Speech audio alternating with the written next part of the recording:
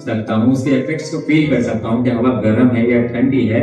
वैसे ही पवित्र आत्मा भी जब हमारे अंदर आता है, हम उसे देख नहीं सकते लेकिन हम उसके इफेक्ट्स को देख सकते हैं, हील करने के द्वारा, भविष्यवाणियां करने के द्वारा।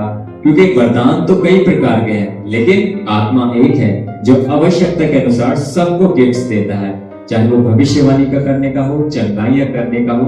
तो हम पवित्र आत्मा के इफेक्ट्स को देख सकते हैं, उसके कार्य को देख सकते हैं अपने जीवन में, उसको नहीं देख सकते। वही चीज यीशु मसीह समझाने की कोशिश कर रहे हैं कि हवा जिधर से आती है उधर को चलती है और तू उसका शब्द सुनता है परंतु नहीं जानता वो कहां से आती है। जो कोई आत्मा से जन्मा है वो भी वैसा ही होगा। Praise God. सो आगे लिखा हुआ है, निकोदेमुस ने उसको उत्तर दिया, ये बातें कैसे हो सकती हैं? ये सुनकर यीशु ने उससे कहा, तू इजराइलियों का गुरु होकर भी क्या इन बातों को नहीं समझता? बाइबल बताती है कि वो इजराइलियों का गुरु था, जैसे मैंने अभी आप लोगों को बताया।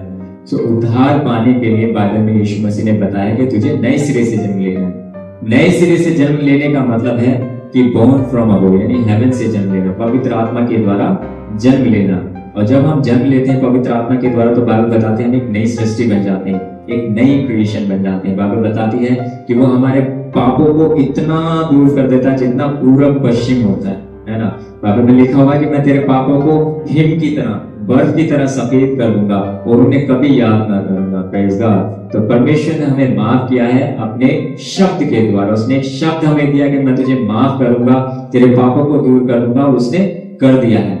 इवन तो हम लोग कोशिश करते हैं आज भी मिक्स करने की अपने उद्धार को कर्मों के द्वारा, लेकिन वो गलत है।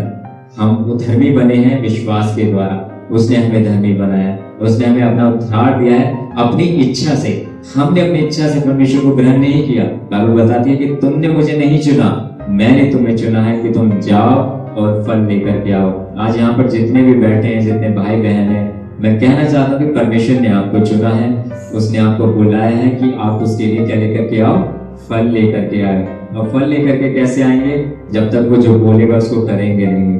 अरे मीन की आप लोग जाकर के बाजार में जाके प्रचार करना शुरू कर दो एकदम से, और कोई आपको पत्थर मार दे और आप वहीं पे खत्म हो गए, स्वर्ग में चले जाए। बुद्धि से काम लीजिए, समझदारी से काम लीजिए। परमेश्वर ने कई बातें लिखी हैं कि अपने पड़ोसी से अपने समान प्रेम रख। प्रेम सबसे बड़ी आज्ञा परमेश्वर ने दी है। प्रेम करेंगे तो सब कुछ पूरा हो जाएगा। मैं प्रेम करता हूँ, मान लीजिए अगर मैं मामा जी अगर उनसे प्रेम करूंगा तो उनका बुरा नहीं चाहूंगा, उनको उनका भला चाहूंगा। कभी चोरी नहीं करूंगा उनके घर में, उनको गलत नहीं बोलूंगा, घृणा नहीं करूंगा। बहुत सारी चीजें आती हैं जो प्रेम से ढांप देती हैं। बाइबल बताती है प्रेम हर एक पाप को क्या करता है, ढांप देता है।